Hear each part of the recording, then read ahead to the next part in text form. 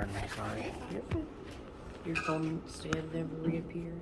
It has yet to do so, tragically.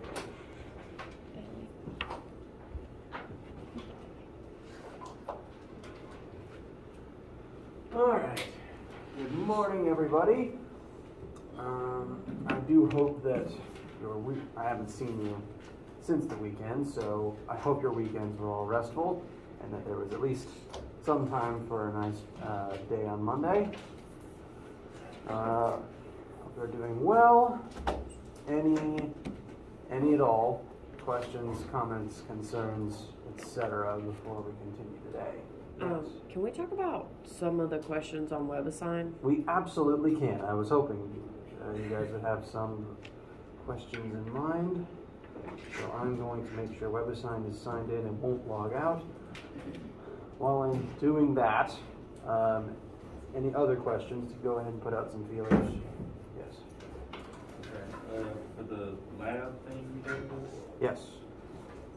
I'm pretty sure I'm not tripping, but that's not a right triangle on one of the questions.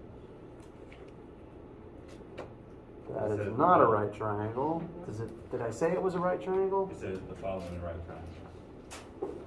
May you look at your paper quickly? That'll be faster than voting it. I think it is right triangle. At least it's intended to be, just, not oriented properly. Thank you. Yes, actually, this, to go ahead and probably give you an answer.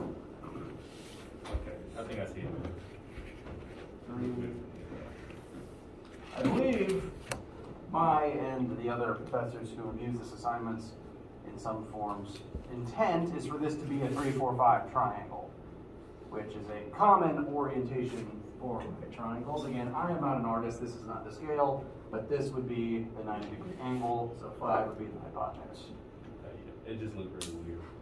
Admittedly, it is oriented improperly, so you are not. It is. I've already forgotten how to speak, so it was oriented that way to at least trick a few people. I apologize for that. WebAssign is. I don't know why, but WebAssign has recently gotten into a habit of the first time I access it any given day, it logs itself out, and I have to go through a 5-minute process to get back into it. I didn't used to do that. We can absolutely look at some WebAssign questions. I'm just getting signed in. Regarding lab, additional reminders, because I've gotten some email questions about it over the weekend, which is absolutely fair. The assignment that I sent out is in lieu of a normal proper lab this week, because I wanted us to all have Monday off. So, that particular assignment will be due Monday 13th. And please do work on it with each other. The internet is also a valid resource, and also please ask me questions. It's designed to be review, but because it's review, there's some things in it you might not have seen in a while, including the FOIL technique is one that I've been asked about already. So it's a completely open resource to help you recover these top concepts that you're going to be using all semester. Do please work together. Do please ask me. Do please consult. Do please ask me. Do please consult the internet as well. And that is not due by like your time in lab of the week. Everyone will turn it in by Monday. That'll usually be my standard for if we're doing an out-of-class lab. So I've got WebAssign loaded. I'm going to load up my teacher sample version of the questions.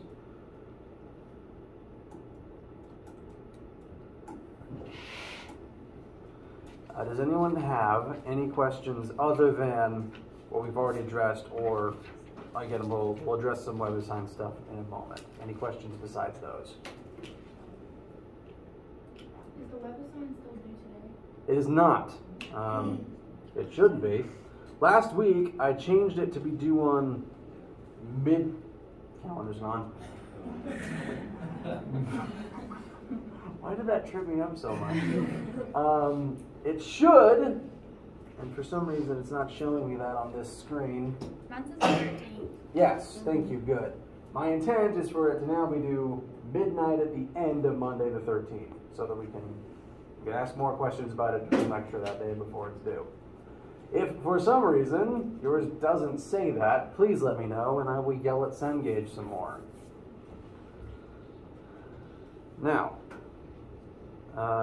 questions themselves. A lot of this assignment, at least some of this assignment, is some unit conversion review, and keeping in mind that everyone's going to have slightly different numbers, the answers on screen won't be your answers for the most part.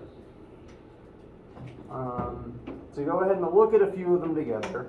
You probably have a few questions of your own. I want to at least quickly glance at 1 and 2 together.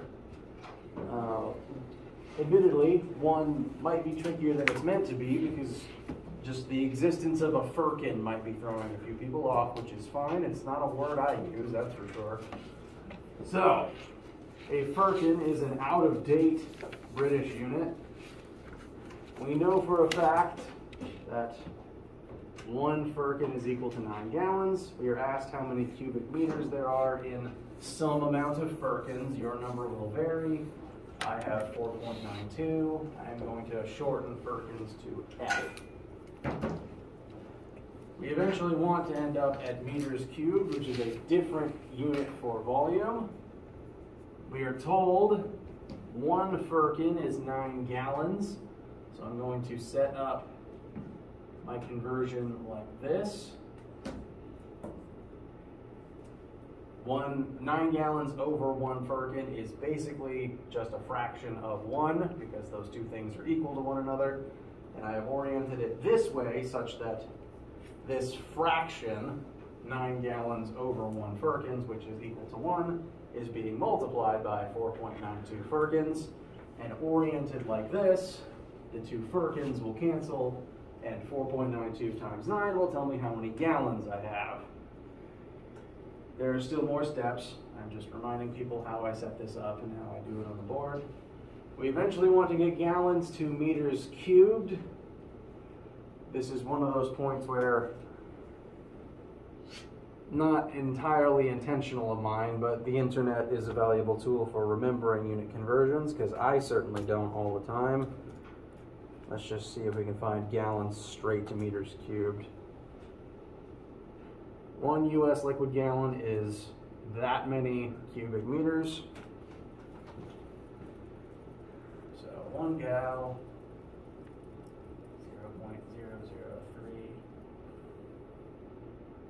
0.003785, cut off there.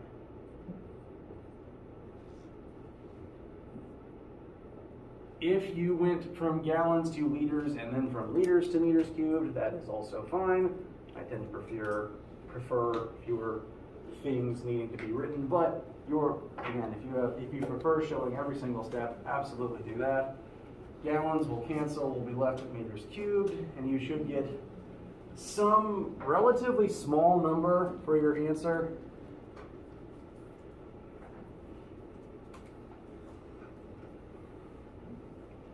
I would also like to look at 2 quickly. This is a case where everyone will actually have the same answer because WebAssign only randomizes the numbers in red text. Since this particular question is about a universal constant that is written in black text, the answer is going to be the same for everybody. The speed of light is a constant thing. It's not going to change that number on us, and it just wants the speed of light converted into miles per hour. You undergo that conversion, you'll probably get a very large number, upwards of 60 million. And then there's the question of, well, how do I put that number into WebAssign?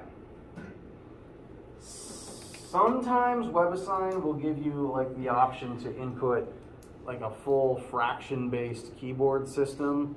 For example, one of these questions will give you like the option to start putting in things in mathematical orientation, but not every question will. The two ways that you can put a long scientific notation answer into WebAssign are: one, you can put in the full length number. If you get 67, I can't do scientific notation very quickly, it seems. If you were to put the full number that your calculator spits out directly into there, it will take it as correct. But for the scientific notation form, this is 6.7e positive 8. And that specific lowercase e is at least commonly used in computer shorthand for times 10 to the power of what comes after it. And my calculator will often give answers in that form, so you've probably seen it before. Sometimes the system you're using will oscillate on whether or not it's a small lowercase e or a small uppercase e. It is at least distinct from the natural log e. I try to use a capital E to make it more visually distinct from that, but clearly WebAssign doesn't. If I were to put, if I was to type 87 million in and press go, I'm not going to type a ludicrously big number into my calculator real quick. And it shortens that number. I recommend you try the same thing out if you haven't seen this before. Into a scientific notation number, e to the next power. So that e you see on your calculator is the same e as here. And if you want to convert your answer into scientific notation, if you get your answer and it would normally look like this, is if you would write it like this, then to transform it into this version WebAssign wants, the times 10 raised to the part is what gets turned into e.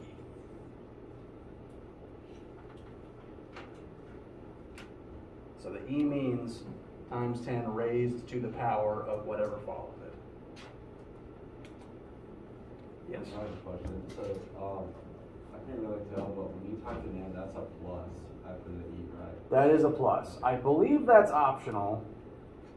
If for some reason you leave out the plus and it counts it as wrong, let me know and I will fix it through the teacher side of the website. I can force WebAssign to give you points, although I probably can't force it to change the X into a check mark, but I can at least make sure you get your points. So again, if for any reason the computer wrongly robs you of points you should have earned, please let me know. It also has the option right here that it says ask your teacher. Will you get that notification if we I don't think I do. Okay. It's not that I wouldn't respond that way, it's just I'm not notified, Right. I think. The guaranteed quickest way to get in touch with me out of normal hours is email. So I would recommend you use that over that feature because I don't know for certain if it sends me an email to check those, which is infuriating. Any other homework related questions? Yes. Can we look at number 6? 6. Which one is 6? Part C. Part C. Find the height of the mountain. Okay. So, excellent question.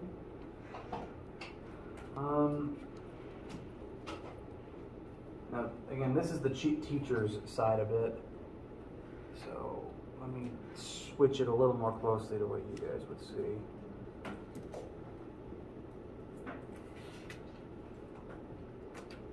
Because the teacher side adds things that just make it a little more confusing or not.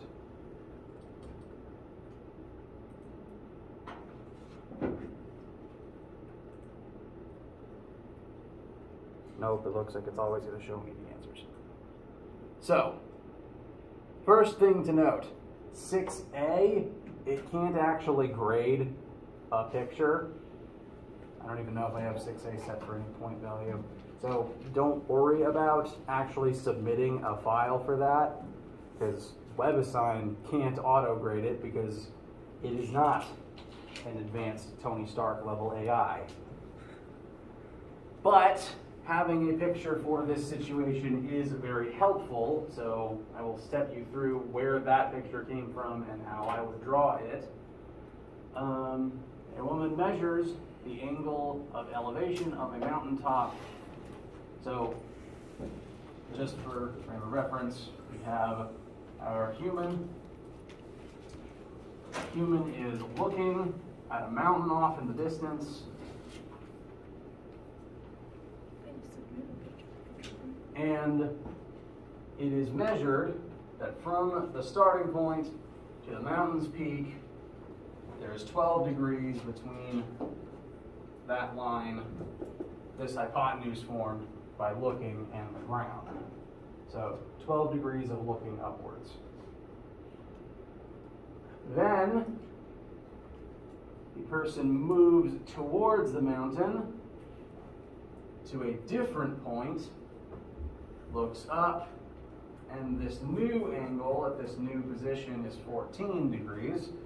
What we know for certain is that, well, everyone's number will vary slightly, but we do know the distance walked between those 2 points. So we don't actually have a complete right triangle. We have various bits and pieces of a few overlapping triangles. I guess to draw the 2 triangles separately, we have one right triangle that is 12 degrees, and a second right triangle, 14 degrees. All we know for certain about these triangles is the angles here, the other angle here, and we could, process of elimination, find the other angle on each one. I don't think that's going to be super helpful in this particular case, but we could find that. And because it's the same mountain that forms the y leg of both triangles will have that same height component. So the ultimate goal is to try to find h somehow. You want to know how tall this mountain is. And this trick can help you measure the height of a mountain, but it does require you to be able to measure angle of elevation and then walk 5 kilometers. But it can work in actual mountaineering. Now, the only numbers we actually have to work with are the 2 degrees and this. Your whatever number the question is going to give you for the distance walked. We don't actually know the full length of the base leg of either triangle, but we do know how long one of them is in conjunction to the other. So each of the, I'm actually going to redraw these 2 triangles over here. Like this the 14 and this 12. These aren't to scale. I'm kind of hyper exaggerating the change in length just for effect. We do not know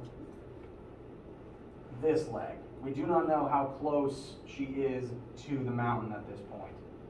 What we do know is that this is this distance plus the distance she walked to get here. So we do know that much. I'm going to write that as 5.25 plus x. And your number here will vary. That's fine. The important thing is there's an x on both parts of these and an h in the same place on both triangles.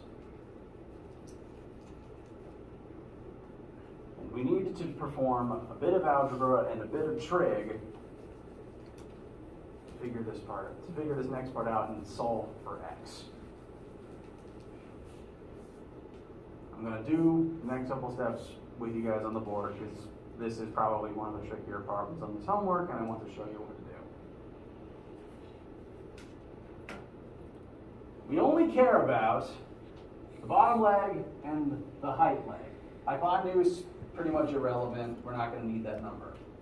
So the way that this is oriented, we know this angle, we know we want H, we have some loose frame of reference for the bottom leg. I'm going to recommend we use sine. The sine of opposite, no, not sine, tangent, excuse me. I just heard someone say it, good job. Tangent of this angle will equal opposite over adjacent. That'll put all of our variables into one trig function. So SOHCAHTOA, tan of 12. Make sure your calculator's in degrees mode, by the way, if you're going to use the 12 degrees. Tan of 12 degrees will be equal to H over 5.25 plus X. We can do the same thing over here and arrive at tan of 14 degrees equals H over just X.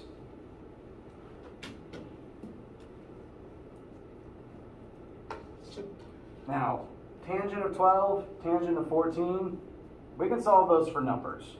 They aren't variables, we can get a number there. I'm going to do that very quickly. Please let me know if you're getting something different, because either I made a mistake or your calculator is in degrees mode.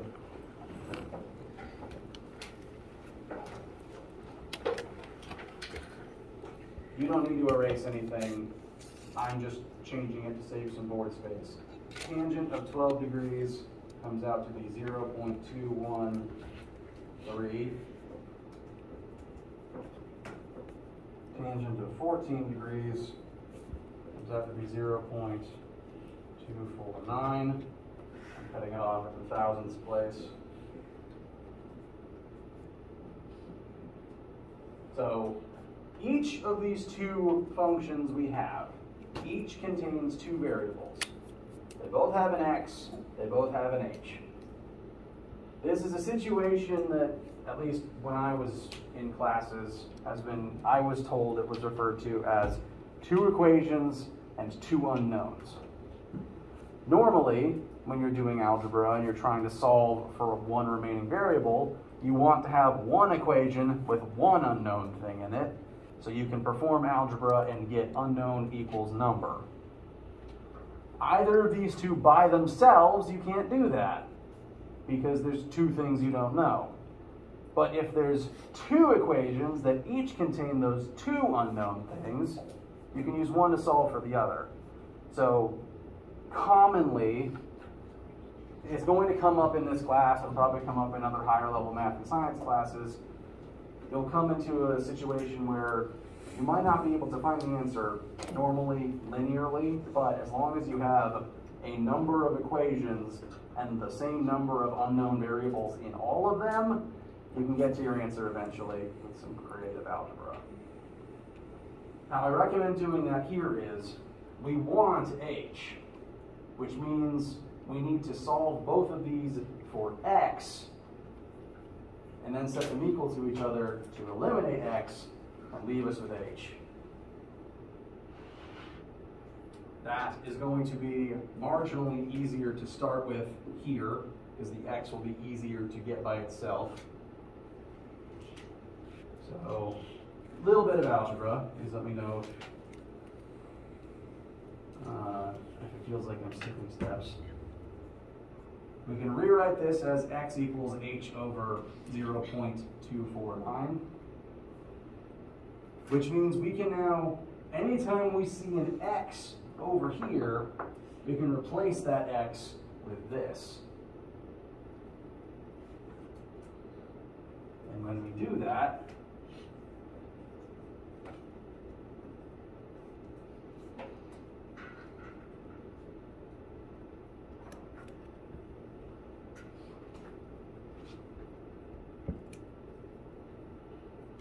it's not going to be a smooth algebra ride, but in doing that, we've eliminated every X, and now the only unknowns left are H's.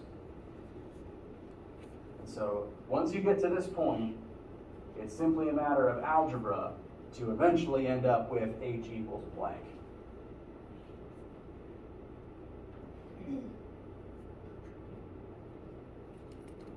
I'm about to ask, does anyone have any questions about getting to this point? And if you have any, I want you to ask them. Any questions, any issues getting here?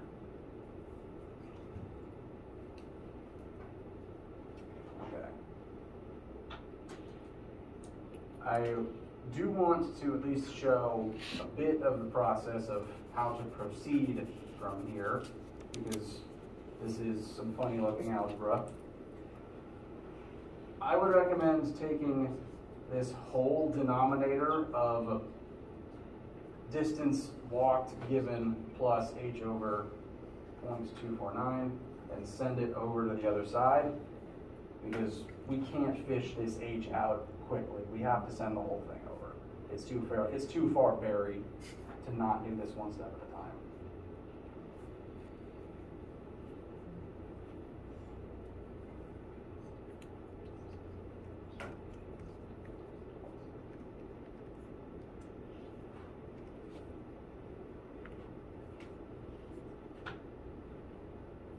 Any questions on that step?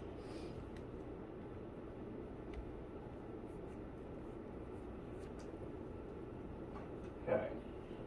I'm running a little out of wood space, so I'm going to erase this picture because it's basically on the board already, and start working here.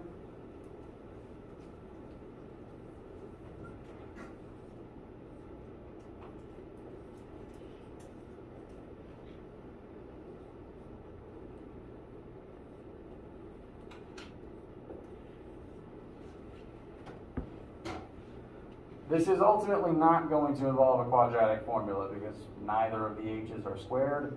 It's just going to take some brute force running through the steps. This h is still kind of buried inside of this parentheses. We need to undo the parentheses, so I would recommend the distributive property.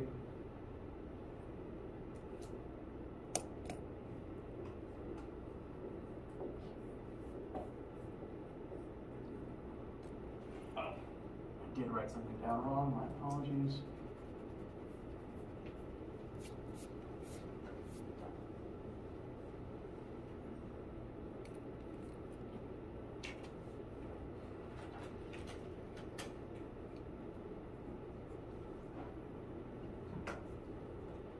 Any questions on that distributing? Okay, just take this number, multiply each of these parts by it. Now the parentheses locking in the h is gone. We can go ahead and move this whole fraction back to the other side.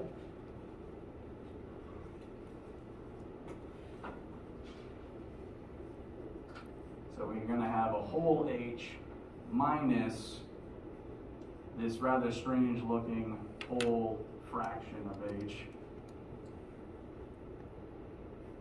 You could work this by keeping those in forms of tangent 12 and tangent 14 if you prefer.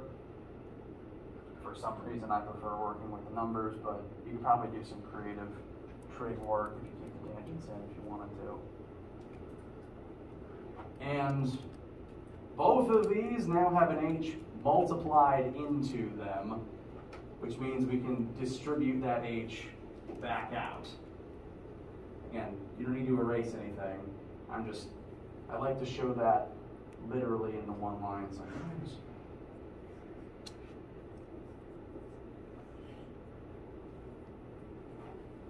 Does anyone not see how that worked? And, sorry? I don't. Okay. I will undo it then and show it one line at a time. So we have h minus this whole fraction with an h in the numerator. It's in the numerator. There's no addition subtraction in any part of the numerator. So it's just, the numerator is just h times the tangent 12. Which means that both of these terms have an h multiplied into them. And that means we can divide that h back out of both of them. So I'll do it as a separate line now. So you can see them compared with one another.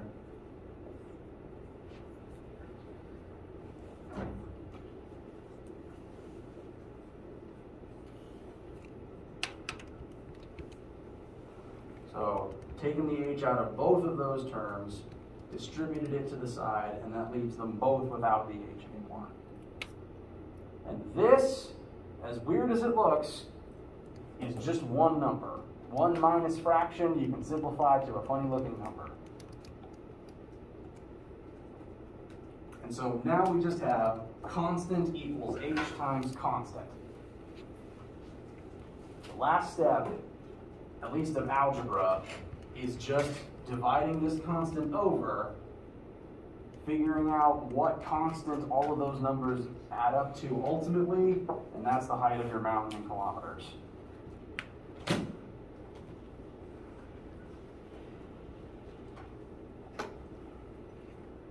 I've gone over the usual time before I usually give a break.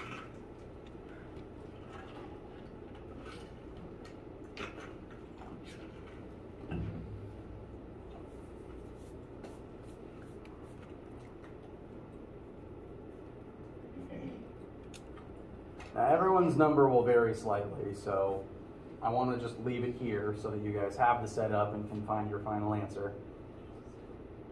This exact type of situation won't come up often, but 2 equations, 2 unknowns will. Maybe not often, but it'll happen occasionally enough to keep that method in the back of your head, especially when we start doing elastic collisions. But that's a couple months away. Any questions about this question or anything we've talked about so far today? Okay. As a reminder, I do welcome homework questions because occasionally I don't know what you guys are finding tricky until you tell me. And there's a decent chance that the same question is tricky for everyone, which means it'll be a good case to talk about in class. So, communication is important. Please ask me questions, literally anything. Be it about homework, even in the middle of a test, even if it's something completely sane.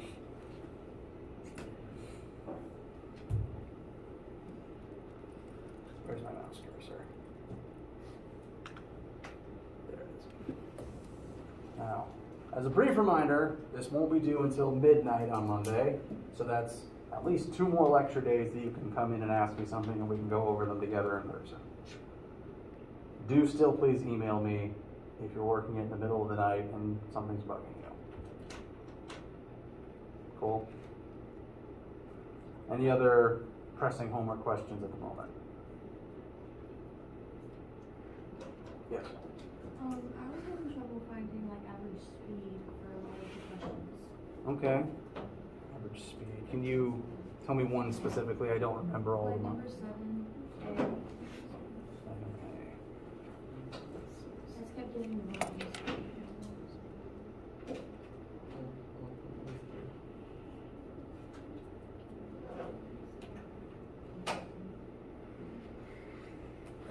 Okay.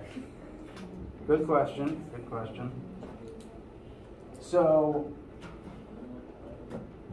how WebAssign is defining average speed in this question, and how it will probably define it in all questions, because these are all from the same textbook, average speed here is going to be defined as, average velocity. Nope, average speed. That's fine. Is going to be equal to the total displacement of the entire trip over the total time. So, at least for A, in this particular example, you've got, I think, 3 different, 1, 2, 3, 4. There's 4 different legs of this trip. Each of those legs took a different amount of time and a different distance was traveled in that amount of time. For each of those legs, you need to find the distance, isolate the time, and then add every single distance together and divide by every single time added together. I will show that. Granted, my sample numbers will be different from yours. That's okay. So, first leg reported in my version is 55 minutes at 60 kilometers per hour.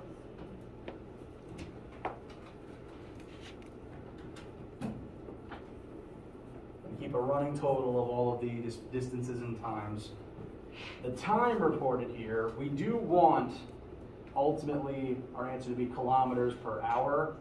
So I'm going to keep these times in terms of hours. So 55 minutes over 60 minutes will give us however many hours this was.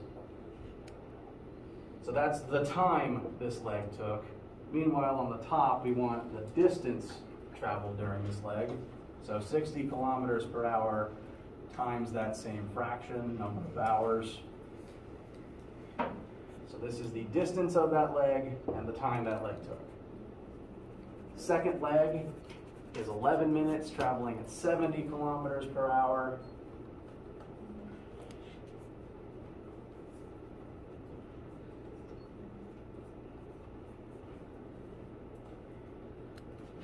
Next leg is 30 minutes at 35 kilometers per hour.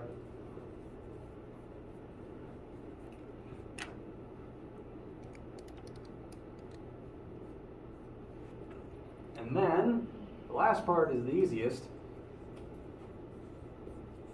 If you are buying gas and eating, you hopefully aren't driving. So, 0 meters traveled for that leg, but it still took 25 minutes. So there will still be an extra term on the bottom.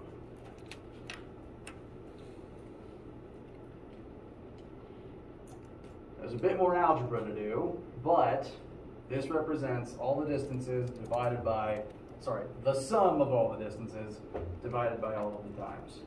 I will find this answer quickly to check that it does give what WebAssign says it should. I always set my calculator down on the opposite side of the room.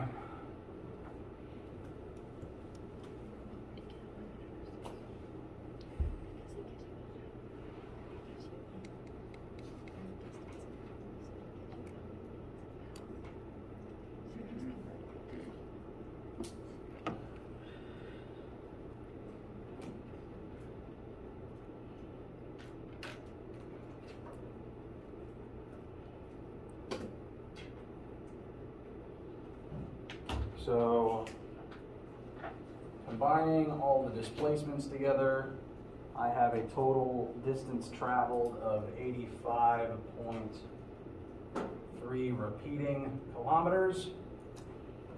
Combining all of the times together, 5 divided by 60 plus 11 divided by 60, 30 divided by 60 plus 25. You know, I could have just added the tops and then divided that whole sum by 60, but never mind. And then I drop things. So I am getting a total time of 2.02 hours, which, by my quick estimation, should ultimately come out to the prescribed 42.3 kilometers per hour.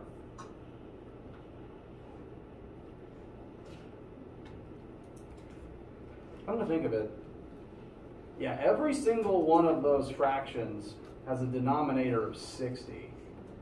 So you could probably pull that out, and that might make the addition simpler.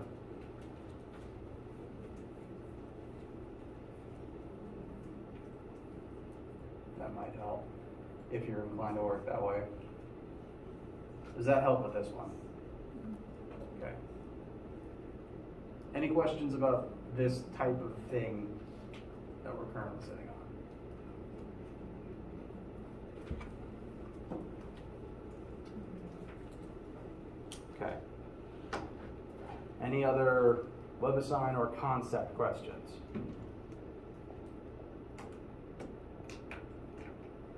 Okay. Let me glance through this real quick.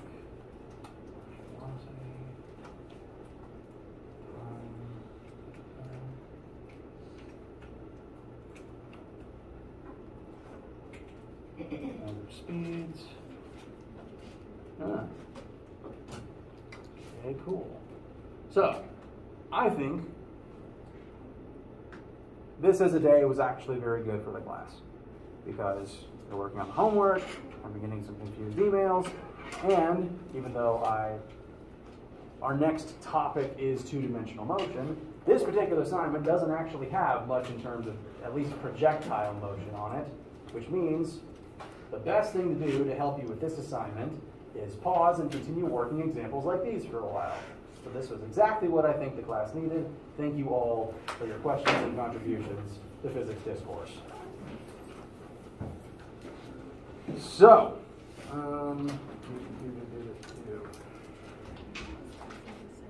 great, the computer turned off and closed all my PowerPoints. Thanks, Microsoft.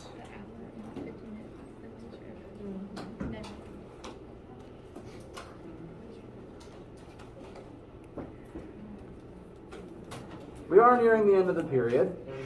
So what I would like everyone to keep doing is keep working on this homework and on the lab.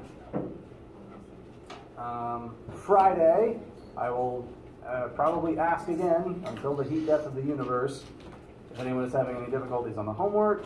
We'll probably work some similar examples and continue foraying into two-dimensional motion, which will still be relevant to this particular assignment because there is trig involved.